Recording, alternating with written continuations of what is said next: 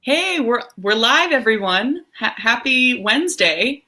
Thank you so much for tuning in here. I am Lelia from One More Page Books, and I am so excited. You guys are going to have to listen to my gushing spiel at the beginning here, because these two authors are both so wonderful and have been supporters of our bookstore for. I looked it up, and I thought I remembered that you both had done events at One More Page in the first year that we were ever open, and you did. My memory was correct on that front, and it's wild to have known you both for the entirety of our being a bookstore. So thank you both for writing fabulous books that we get to sell. I'm really thrilled about these two new ones, and I think it'll be a really interesting conversation because they're a little different.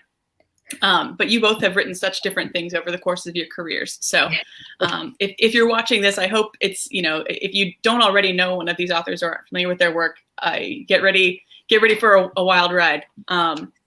So I'm going to do the real part of the intro here where I read the official docket. Tim Wendel, who is on the labeled on screen. I was going to say left or right, and then I realized I don't know how you're viewing it. Tim Wendel is the acclaimed author of 14 books, an overachiever, including Castro's Curveball and Summer of '68, the season that changed baseball and America forever. He is a founding editor of USA Today Baseball Weekly and a writer in residence at Johns Hopkins University. His stories and columns have appeared in the New York Times, the Washington Post, National Geographic, Psychology Today, and Esquire, which I'm a big fan of. So well done, Tim. New York Times, no, I'm just kidding. And his newest book is a sequel to Castro's Curveball called Escape from Castro's Cuba, and that just came out this week. So we're going to hopefully hear a little bit about that. It's fiction, but you've written nonfiction and fiction. You've written historical. You've written about baseball. You've written about your own family history. You've really you're just such a good writer in so many different areas. So if anyone listening is not a fan of baseball, trust me, Tim's got plenty of other books that I'm sure you'll love. And you should buy them all and give them all to your friends too. So interviewing him today will be Alma Katsu, who is the author of the Taker trilogy and two historical horror novels, The Deep and The Hunger, which, by the way, is what got me to read my first ever horror novel. I had not read one ever until I read Alma's, and they're both amazing. And her books have received starred reviews from Publishers Weekly, Book List, and Library Journal. And they've been nominated for and won several prestigious awards. Her upcoming spy thriller, Red Widow, is the logical marriage of her love of storytelling and her 30-plus year career in intelligence. So that is coming out at the end of the month. So please stay tuned, pre-order, and come back for Alma's event with us virtually later on as well. And sadly, Ms. Katsu has since relocated from the DC area to West Virginia, so we can all be jealous of her and all the amazing photos that she posts on Instagram. Oh, that's a great, I'm glad I reminded myself, everyone should follow them both on social media. Please do. They're amazing.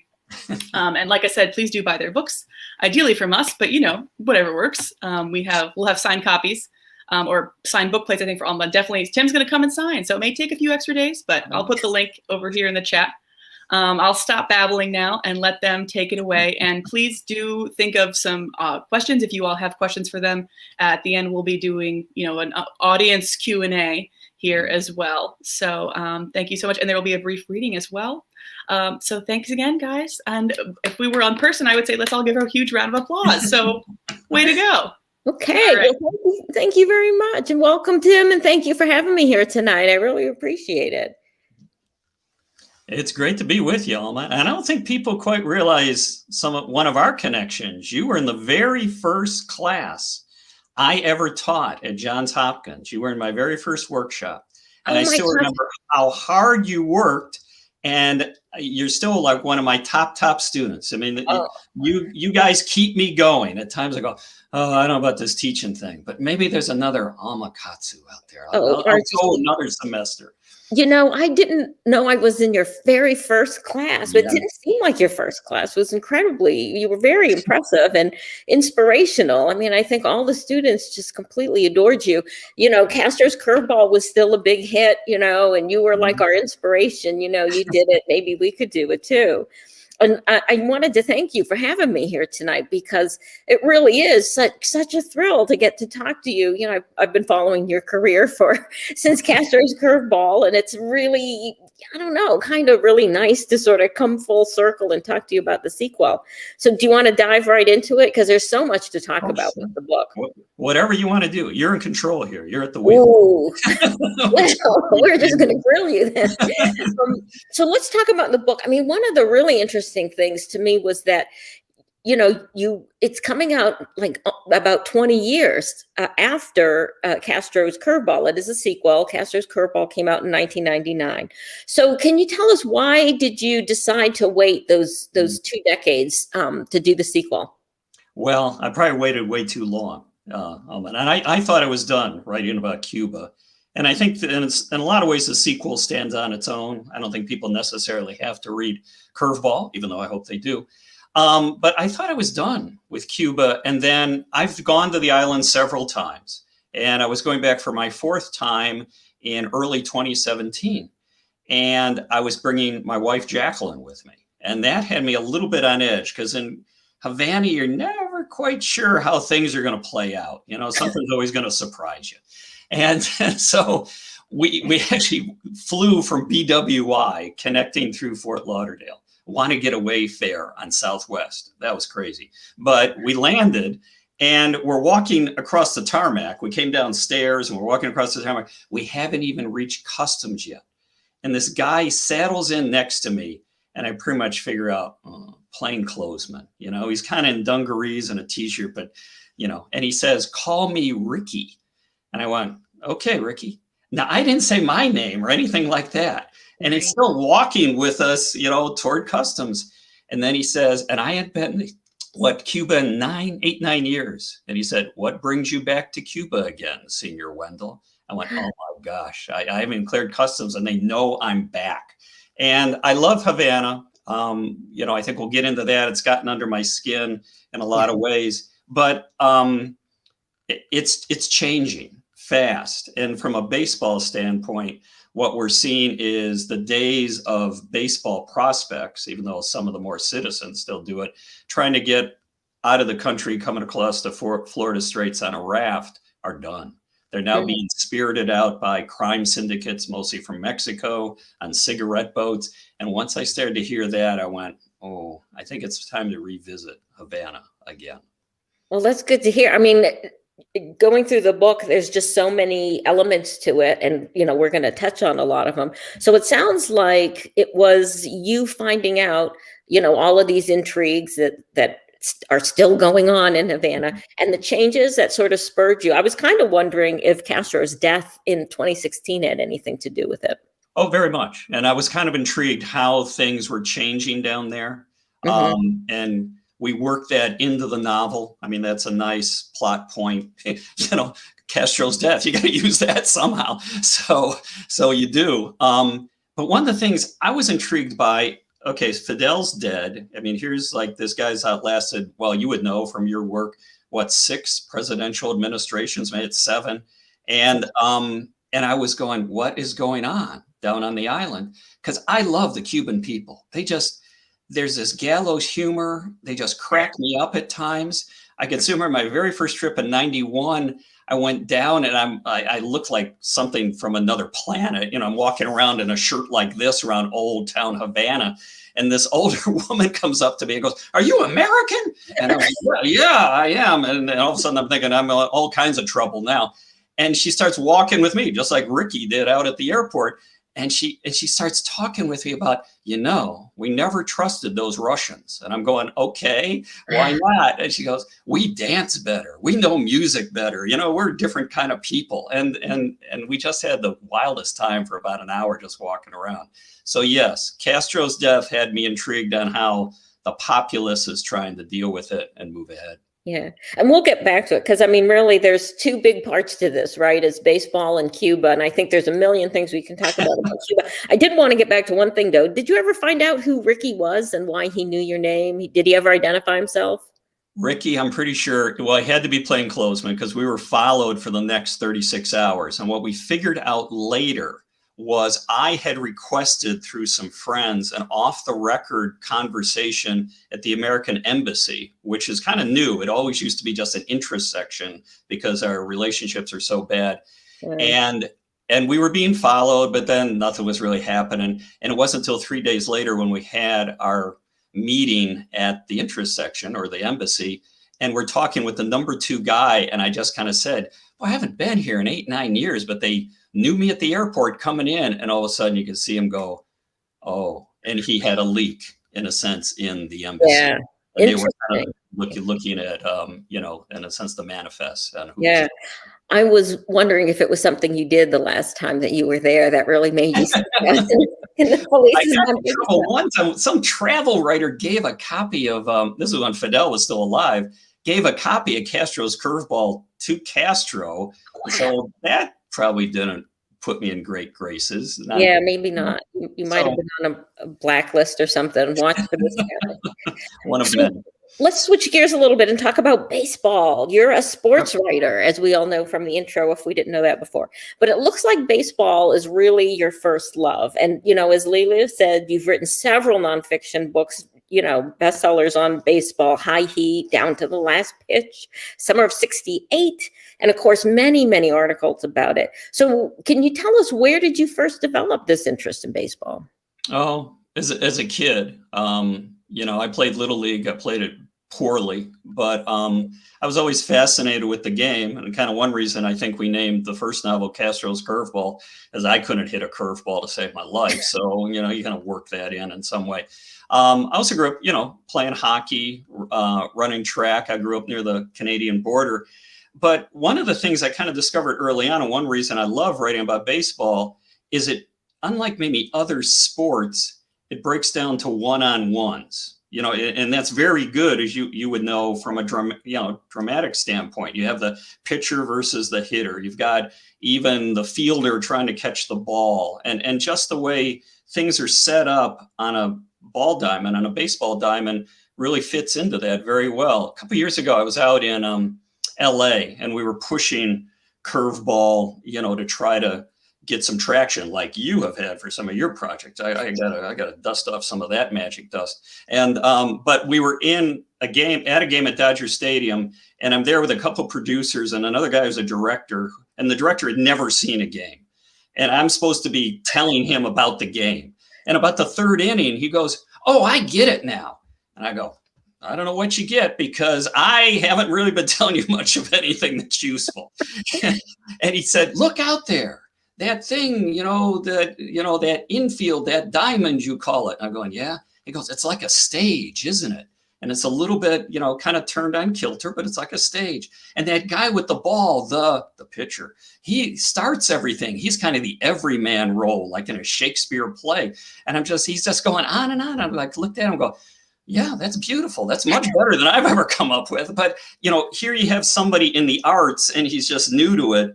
And he's dialed in. He's seeing what the dynamic is, even though he doesn't know how many outs in an inning or, an infield fly rule to save his life.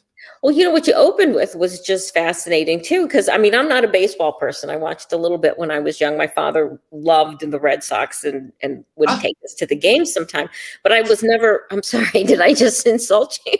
No, I grew up a Red Sox fan. So, but I don't really know a lot about the game. So when you just said that it's a game of, like these relationships, 2 people, a dynamic stuff, I never thought of baseball that way. Yeah. But you're absolutely right. And it makes for, isn't it time that we had another big baseball movies? I mean, there hasn't been one for a while. I would hope so. Yeah. We keep trying. And the thing is, you think of the films, Field of Dreams, The Natural, which actually was filmed in the old stadium where I used to go see games as a kid in Buffalo. Even like Moneyball. I mean, it's a game that it seems to be slow and at times too traditional, but the amount of conflict in it, both when you start putting big money in, is unbelievable. And one of the things I love the dynamic in Cuba too, is you've got the potential of money. These guys are going to make millions where they would never come close to that. But the other thing that took me a long time to understand from kind of the Cuban ball player point of view is that, say, you want to try to be the best, let's pick something, investment banker, you're probably going to go to Wall Street. You want to be a screenwriter, you're probably going to go to Hollywood, whatever. They can't test themselves against the best unless they defect. unless they leave family. And if not, they stay on this island and listen to chuckleheads like me come in and saying, wow, you're pretty good. You know, maybe you could make AAA, maybe make a 40-man roster. And I think in some ways that drives them to do some very amazing things, like sell their soul to a crime syndicate and go out on a cigarette boat. Yeah. You know, let's jump ahead to that a little bit, and then maybe we can, because, well, I don't know, or should I stick to the script here? Should I stick to the script? Oh, go off the script. Go crazy. No, these are all great questions, but you do bring up something that is a big part of the book, and that's what you have, you know, you can call, for lack of a better term, the Cuban sports machine, how they, you know, have sort of nationalized, you know, athletes on the island. It's a source of income. They've monetized them, I guess I should say. So do you want to talk a little bit about that? And do you know, does it apply to more than just baseball? Oh, sure. It applies. And again, you brought up Castro's death. We're seeing it kind of taper down now. Oh, really? You know, they were, in a sense, selling off their best players, like the Japan baseball players and such. And, you know, Cubans excel at track and field, boxing, you know, volleyball, etc.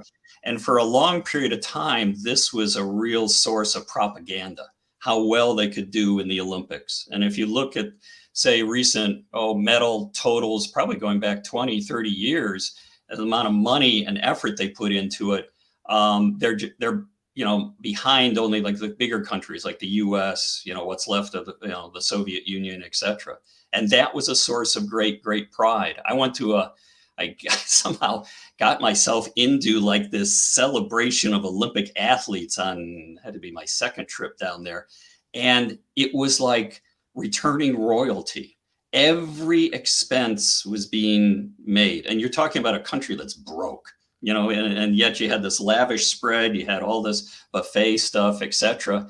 And that's maybe what keeps them going to a certain extent, that and their sense of humor. But I think that's going to go, that was such a big deal to Castro. And Castro in many ways was the de facto general manager of their national baseball team and had a hand in all these other sports things. I think that's probably going to taper down. Well, I didn't even realize, well, I'm not a big baseball fan or sports fan in general, I gotta say. So I didn't realize this was going on. So when I read about it in the novel, it was just fascinating, just really fascinating. And like I said, one of the many really interesting threads you have in there. Okay, now let's get back to the baseball talk. So, you know, as was brought up in the beginning, you know, when we talked a little bit about your sports writing career, but we also know you write novels, of course. So what do you think? Is it harder to write nonfiction or fiction? Oh man, they're really tough for both of me. But I don't know. You seem able to churn these things out. I mean, I'm like pulling teeth. But anyway, not an easy way to make a living, is it? I know. It keeps us off the streets. But one of the things that I find, and I know you find it too, because we've talked about it a little bit, and I think it works both ways, both with fiction and nonfiction, is when your characters start to take on, say, a life of their own, then things start going places. Now, it would seem a little bit easier in nonfiction because you end up with more questions for real people, so to speak. So I'll go back and talk to, you know, whoever the major person is in this story, or even if I'm doing a book. But I've found over the years that I'll talk a lot with my fiction characters too. I'll have out loud conversations with them, like, why'd you do that there? And, you know, what were you wearing on this day and all this? And there's some good stuff that comes out of it. But one of the best things that comes out of it is I've been left alone by my family at those points because they think I'm going crazy. So, you know, I'll be sitting there and, you know, and kind of interviewing them and just waiting for the whispers, waiting for the breeze to come in. And you and I have talked about this, and this is something I battled a lot when I was first starting to write fiction, is when those characters take off, when they start to do things that, hang on, that wasn't on my outline. What are they doing here? Well, what's this? I used to get really mad. I would get really kind of ticked off. How dare they? I'm the writer here. And now I realize, no, that's good. They're taking over the story, and they're going to probably do much better things than I ever envisioned because, you know, they're coming alive. That's where it gets interesting, I think, as a writer, you know, when you, and they say, if the story doesn't surprise you, it's not going to surprise the author. I mean, the readers. So, if you're like really trying to control the story, and I can understand authors wanting to do that because a novel is a big thing with many pieces. It's very complex, and it's kind of scary to lose control of it. But at the same time, that's often, where like you said, the really fun parts come in. I've been teaching a class. I'm actually going to stop teaching it because I've been teaching it for 10 years now on conflict. How to increase the conflict in a story. And one of the throwaway tips I say is, when I'm doing a scene, I always ask myself, what's the worst thing that could happen? And then I write that. And even if you don't use it, a lot of times it'll at least open up your eyes to see possibilities. But so I have to ask you though, so do you have a preference for nonfiction or fiction? No, I tend to kind of go back and forth a little bit. And when I get maybe a little bit bored with one, I'll go back with the other. I mean, they both have their problems, so to speak. I mean, nonfiction, you got to talk with a lot of people. You got to get wore out after a while. Whereas fiction, like we've been talking, if the characters don't start to take off, then it's kind of flatlining and you've got some problems. And one of the things I forget, and I used to have it up on my bulletin board, I probably should put it back up with some of the things I'm working on, is the old Annie Lamont thing. You have to have bad things happen to good people. And I tend to fall in love, at least in fiction, with my characters. And so when bad things start to happen, I get kind of bummed out, especially one of them I got to kill one off or something. Geez, it's tough. So it's true. You got to remind yourself that there's got to be, these dire things happening so that readers. Or else you don't have a story. Right. So. You don't have a story.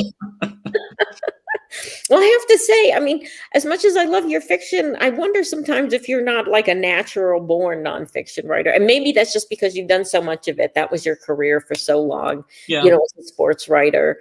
And maybe it's more like second nature to you. I don't know. Well, maybe what I'm used to. And one of the things that I'm very lucky on nonfiction is people underestimate me. So they'll tell me a lot of juicy stuff, especially if I hang around for a while, suddenly becomes, that's a guy over, he's against the wall or something. So, don't let me hang around you too much. Case officer, case officer. That's right. Kind of unassuming, so people will talk to him. I think it's more because you're such a gentleman and you're so nice that people talk to you.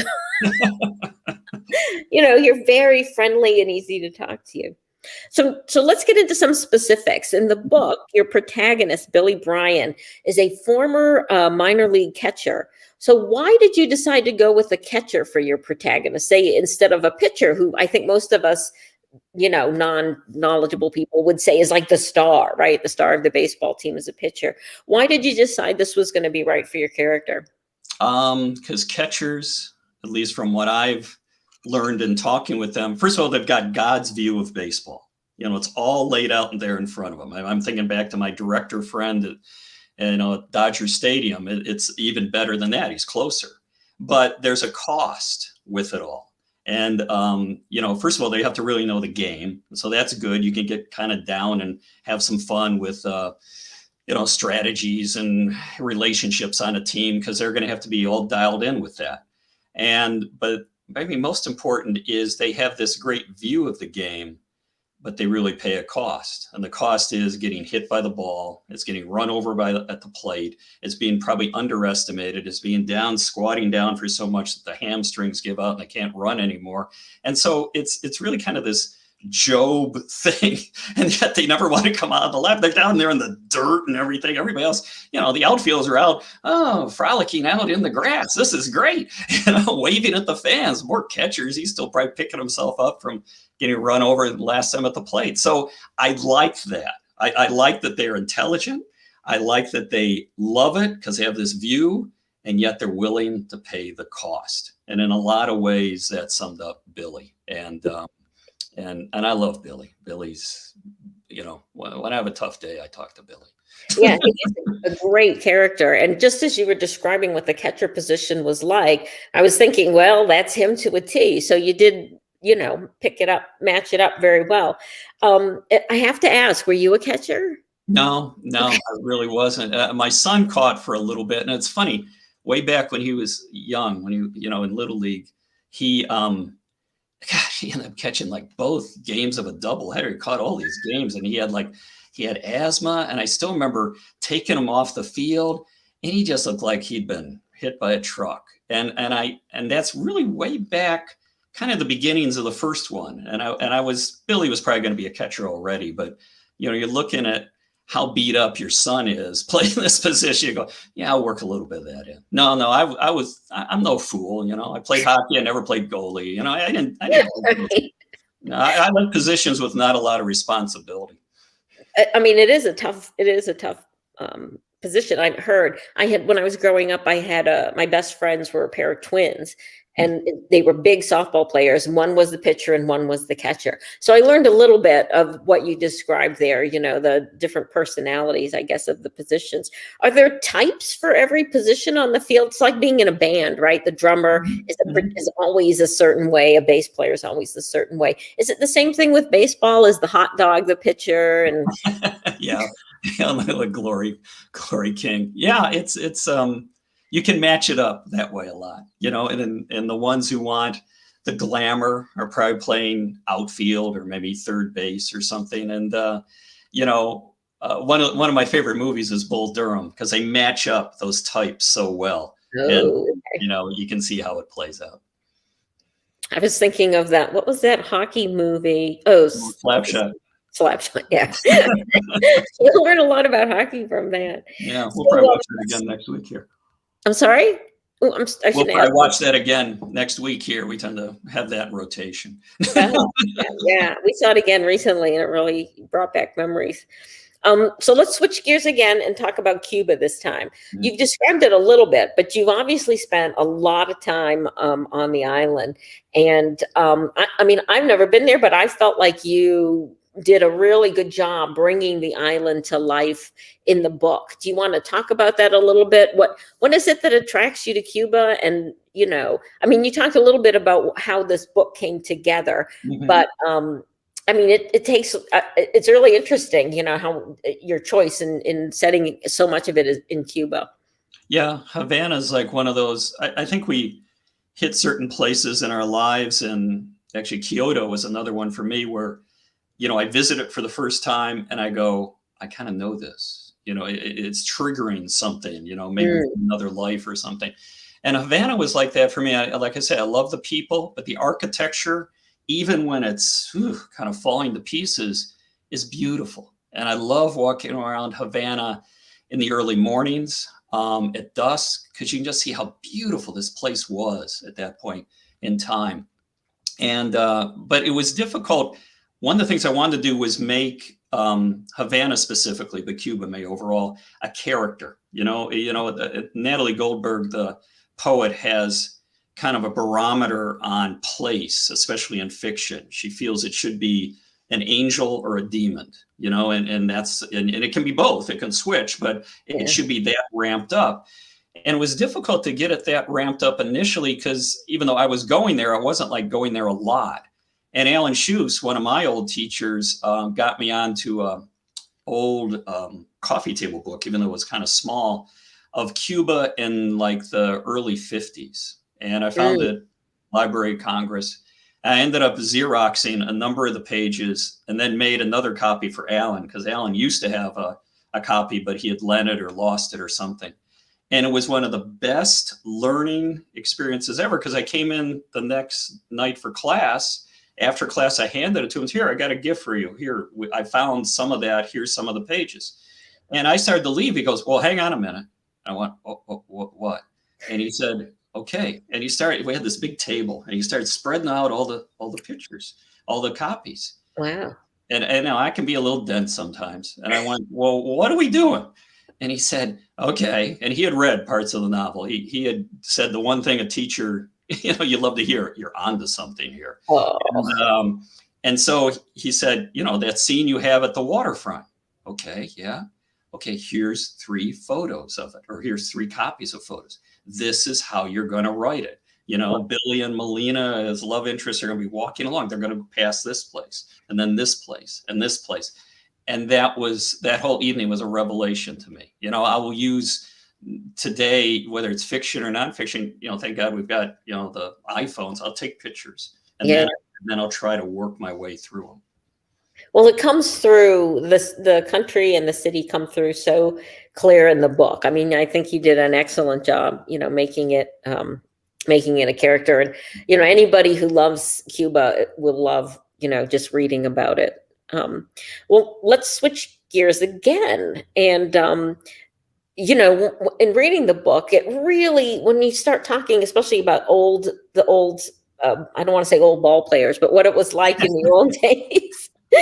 When you really start getting into baseball, I can just sense you coming alive as you're writing the book. So do you want to talk a little bit about what it was like for Cuban baseball players back under the Fidel Castro's regime? It was very, very difficult because, again, we're back. There were ways, even though they were dangerous, back when Castro was in power, to get off the island, but the price tag was very high. It was, when are you going to see your family again? And one of the best players we never saw really in this country, because he didn't defect, was a guy named Omar Linares, who I thought was like Brooks Robinson with more power. I mean, the first time I saw him, it just stunned me. Yeah. And I remember talking with him at one point, and he just said, I can't leave my family. It's maybe gotten a little bit easier on that aspect to get together with your family rather than maybe 8 or 10 years. Maybe it's going to be, maybe you'll see them again in 3 or 4 years, but they've almost traded one kind of danger situation for another. If you're a ball player looking to get off, the danger, family, and then also just taking your life in your own hands, trying to get across the Florida Straits, which is crazy. Now, the danger, because there's more money involved, is who you're going to cozy up to, which crime boss, this type of thing. And we've seen some instances, like as a ball player named Yasiel Puig, it's pretty much come out that he gave up 25%, promised it to the crime syndicate of his signing bonus, that when he got out of the country. So you're kind of, trading that danger on a raft for, okay, who am I going to be with to try to make my dreams come true? Right. It's so sad, that's the way it's got to be. And yeah, I guess you've talked about, what they're facing today. So, and we've already talked about the Cuban sports machine, and now, having international organized crime or Cuban organized crime involved.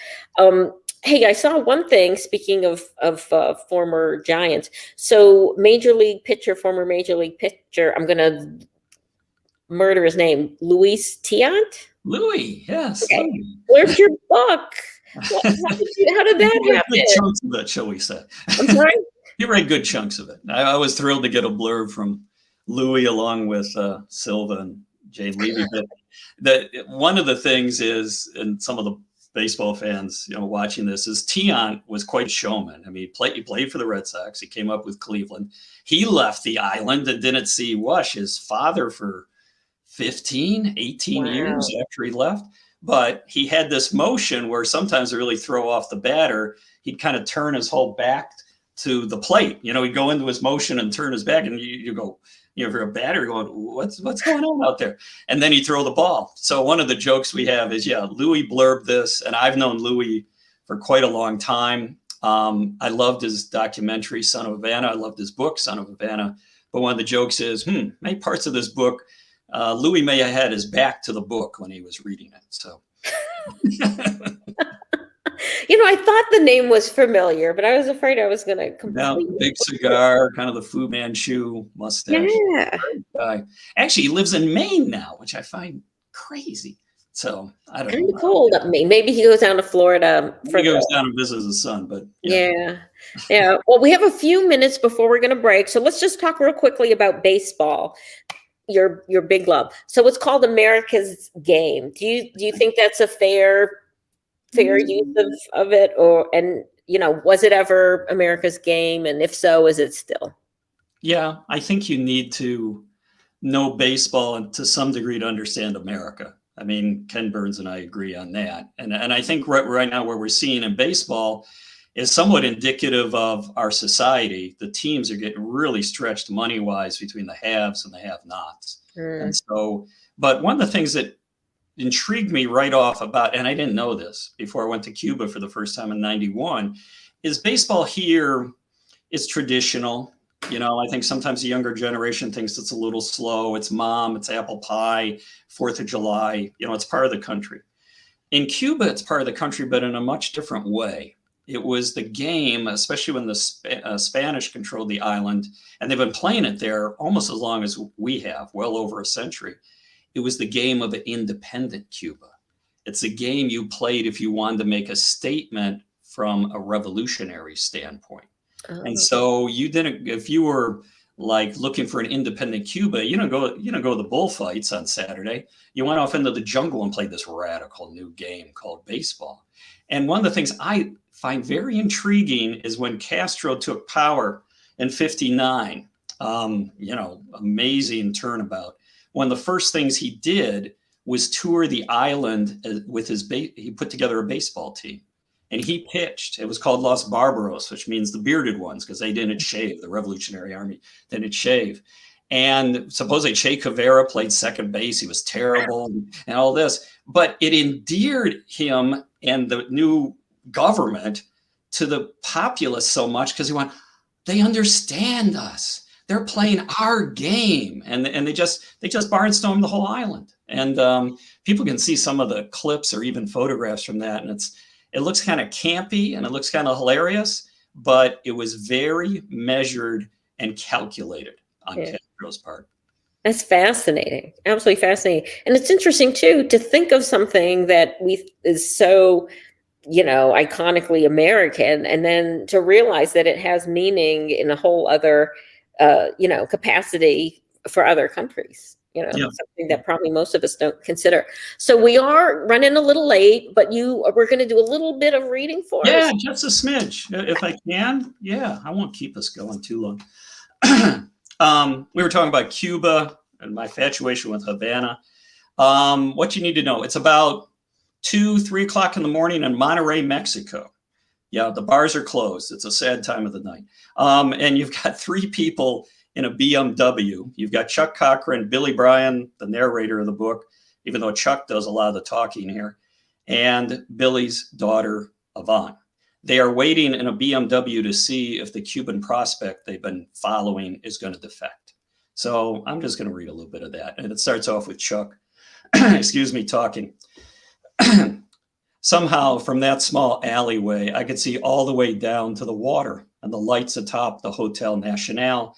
And that's where we often ended up. There was always time for a nightcap in Havana, right, Billy?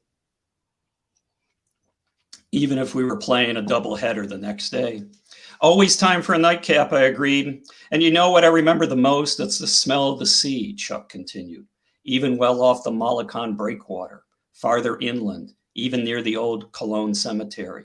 You always knew you were close to the ocean in Havana. No matter how much of it was built up, and I mean heap upon heap of mafia money and neon glow and big band music and foolish laughter, so many people carrying on through it all. The sea was always there. It always seemed like it was only a few blocks away. I believe that's what made the town feel so full of ghosts. The sea breeze was always coming off the straits, holding everything so close to the heart. We grew silent inside the BMW, staring out upon the empty street as the night gathered around us. Everything Chuck had said was as true as anything can be. Closing my eyes, I was back there, walking along the Malacan in Havana at dusk. Once again, Melina Fonseca was on my arm as we gazed upon that dark expanse of water, the Florida Straits.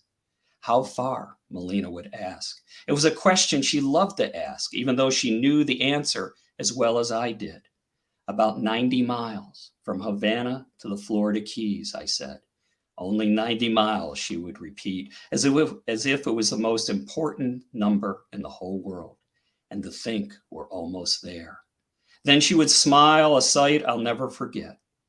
Papa, Yvonne said, somebody's out front.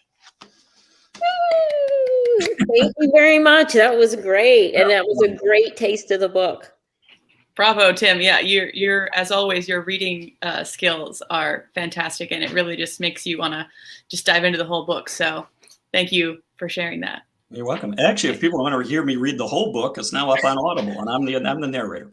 That's right. I forgot you literally read the whole thing. And you already answered one question from the comments from Bill O'Brien, who said, "Could you perhaps read a favorite passage or two from the book, Tim?" So good call, Bill. And great job, Tim.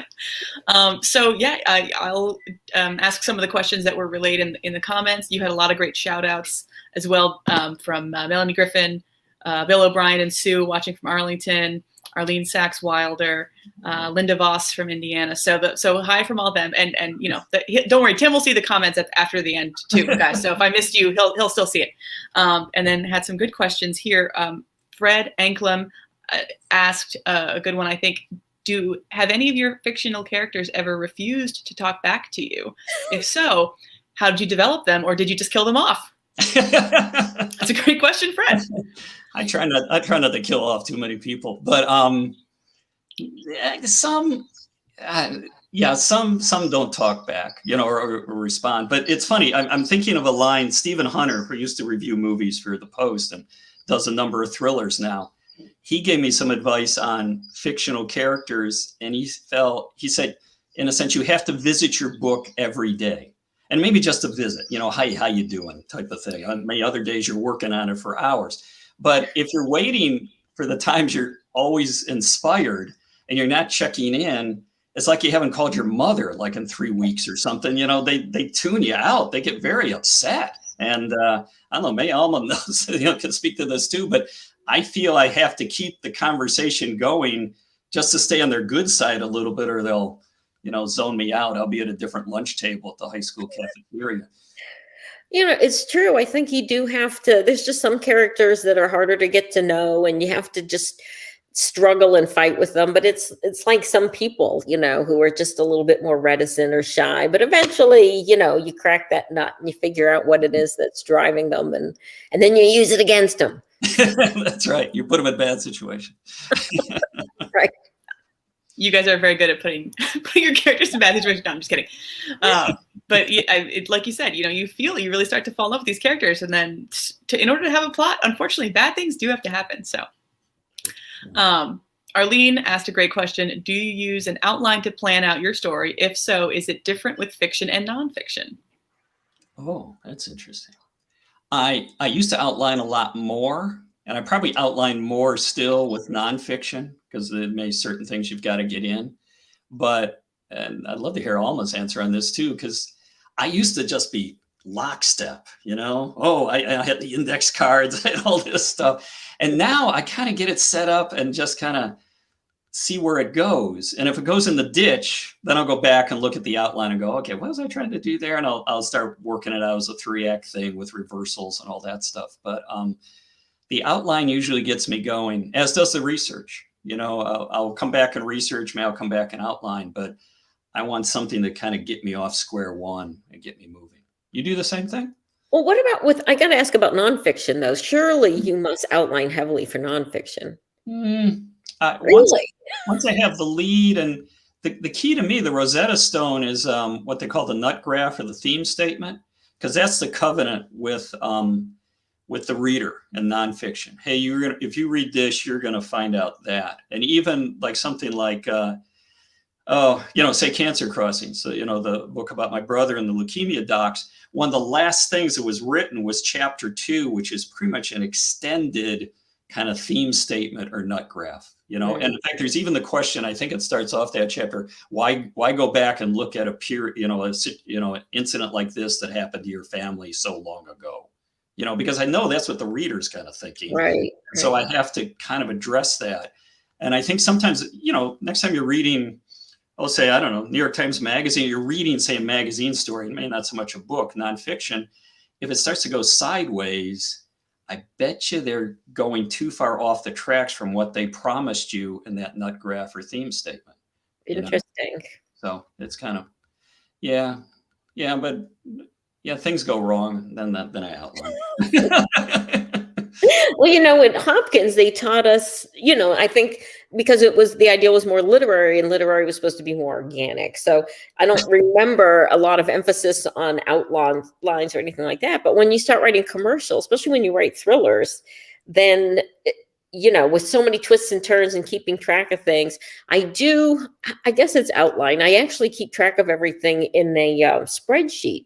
Do you really? And I'll write every plot point down, and so I can track and make sure that nothing's getting lost. And especially for the historical thrillers, because there's so many facts to keep track of. Yeah, I do a lot of outlining and note taking and that sort of thing. So it's a little less spontaneous, but with every book, you get to a certain point, you've turned it in to your editor, and isn't this the truth, Tim? And then they'll say, yeah, it's good, but how about if we do this? And then everything's turned around, and you've got to rewrite. Ramp it up just a little bit more somewhere. Oh my God, every single time. Well, I love reading your thrillers because I'll sit down there and kind of diagram and I'll go, what? I want to do that. Oh, that's good. Okay, let's see if I can do something there.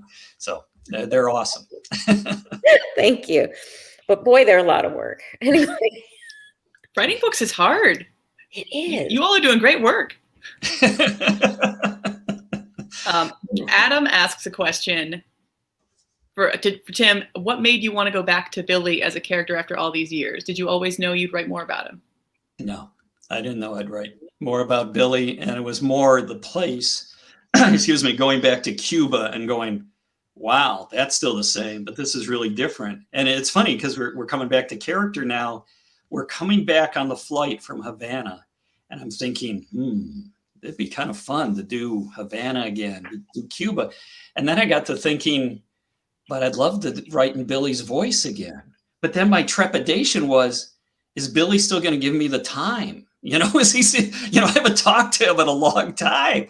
And is he going to be upset? And it took a little while for Billy to warm up. And then my other trepidation is, some time's gone by and Billy's not a spring chicken anymore. And I remember talking with Daniel Silva about that with his Gabriel Alon character. And he was going, don't worry about it. Oh, okay. So, but there was a real trepidation. Would Billy still talk? Would he just slam the door? You haven't been here in years. You haven't thought of me. You haven't written. So. I think you did a great job with the age aspect when I was reading it, because as a reader, you're aware of his age, and so you're aware of possible limitations or, concerns he might have. But I think you handled them well. So he doesn't come off like a Superman or something, but he's such a good character. You end up rooting for him quite a bit. And, all of the things you put him through are certainly, what's the word I'm looking for? It didn't seem out of place or anything. I think you did a really good job handling them. Well, sorry, more questions? Yeah. There's a couple other ones that, let's see. Bert Solomon asked, also, hi, Bert. Bert did an event with us at One More Page a few years ago. Tell us about your favorite scene and why it's your favorite. Oh, well, pick your favorite child. No, well, he didn't ask you to pick your favorite book, so. They're all equal in my life. No, that's not it. I think part of what I just was reading there, it's kind of almost a throwaway scene, a little bit, because you want some time to go by. You want some things to ratchet up. Is this guy going to defect or not? So you want some time to go by. And Elmore Leonard, years ago, I saw him speak, and we talked with him at University of Michigan. And I love this. We're talking about, what do you do when you're kind of stuck with a plot, things aren't going. And he kind of went, okay, I take 2 or 3 of my characters and I have them walking down the street, or I put them in the car and they're talking, and away you go. And I went, that's great. And if you look at things like Gick Shorty and all that, he does that all the time. And so that's a little bit of a tip of the cap to Elmore Leonard, but it allowed Chuck and Billy to be talking about Havana. Yvonne's intrigued, and it allowed me to, do my Valentine again to Havana. Yeah, I was really happy to hear you read from that whole scene, the setup, and then it goes into the defection scene. As all that was great. I mean, that was really a standout part of the book. No, thank you. Great question, Bert. Polly Hansen asked a pretty specific question. She says, Industriales versus Metropolitanos. Have you been to Cuba with Eric Nadel? Have you ever met Abel Quintana? I've not met Abel Quintana. I have been with Eric Nadel, good friend, and the times he goes, he's an announcer, Texas Rangers, and I believe he goes almost every year. And he's like one of those when and some of the friends and contacts he's made are just extraordinary. And so he tends to be one of my go-to guys when I'm going, I think I'll go back to Cuba. Eric's usually one of the guys I call and go, what's been going on since, they miss me? That's really cool. I had to Google his name and I was like, oh, Eric Nadel. That's really neat. David asks a question that sort of ties back into the outline question. When you start, do you know where you will end up? Which as a reader, I always think is really interesting because I'm like, do you as an author have an idea of how this is going to end? Not usually, but then often, and Alma, you probably got a different thing, but when I get into the writing of it, I'll sometimes have an end scene. I'll know what the last scene potentially is. And I won't say what it is here, but I knew what it was. I knew what it was for Curveball, at least when I was getting into it. And in some ways, it can be a little bit maddening because I'm not sure, okay, how are we going to get to that?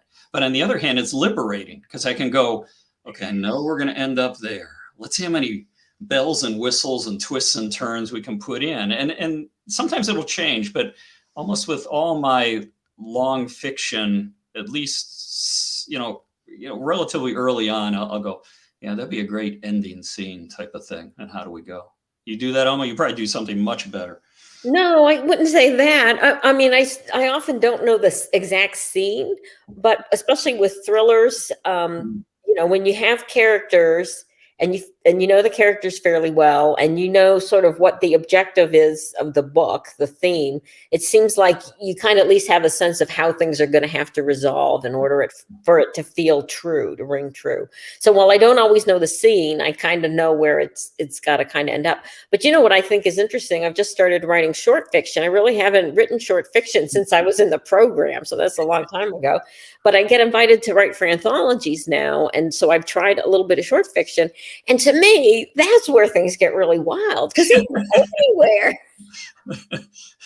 It's so much fun. Yeah, I never know where it's going to end up. It's always a surprise, and it's just, it's a blast. Well, I think you're right with especially longer fiction. I'm thinking back when I really start to understand my characters. We've talked about this, the dynamic of theme and mode, and mode is how they see the world. They're going to see the world differently. It's almost like fingerprints. That's how specific they are. But there's a theme. What do they need to overcome or learn or become? And when you can put theme and mode like at loggerheads, then that's kind of generating, that last turnabout. So. Well, I'll one more. Sorry, what'd you say, Alma? I said, I hope that helped, whoever asked. These are great answers to questions, I have to say. Melanie asked, do you find your work with nonfiction profiles and interviews helps you create characters in fiction? That is a really interesting idea that had not occurred to me, but. Yeah, maybe I think it can help a little bit with voice because I'm taping more I'm taping more than maybe I used to.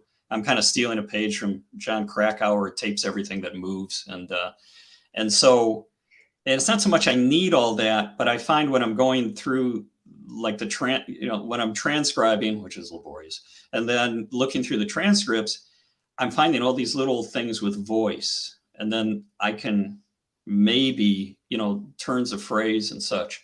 And one of the things people don't quite realize, especially now, is years ago, I wanted to know my grandfather's life story, especially the family coming over from Germany, all this type of stuff. And first of all, I tried to interview him. That was a disaster. And so I actually got him a tape recorder, got him some tapes. And I just said, you tell it to the tape recorder. And he did. And I still have all these tapes here, and that helped me way back when I was doing the voice of Billy Bryan, especially the older one. I remember showing up for some reading sometimes, and people would think I was the driver or something because I was so young. They were expecting some old guy to come shuffling in. I'm like, no, that's me.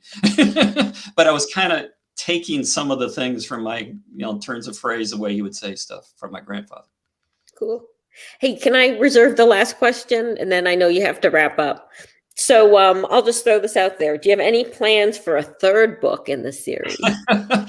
I'm going to call you on that in a couple of weeks, because I hadn't, but I'm hearing that from folks, and I'm going, it's time to get to work. I think what I'm going to do, Billy's got 2 daughters, one American, one Cuban. I think they're going to kind of move to the forefront here, because Billy's going to be in a wheelchair or something. I think there's a lot of possibilities, but or if not a third book in the series, a different baseball novel. Yeah, could be. I like Billy's take on the world, so if I can cozy up to that, I'll try. A shout out too. People, please come to Alma's Red Widow on yes, March 23rd. Absolutely. Please join us for a virtual event with Alma. This is kind of the warm-up band. No. This has been so much fun. It was great to get to talk to you, and I always learn so much, about the writing process when I talk with you. So, because you're so thoughtful about it.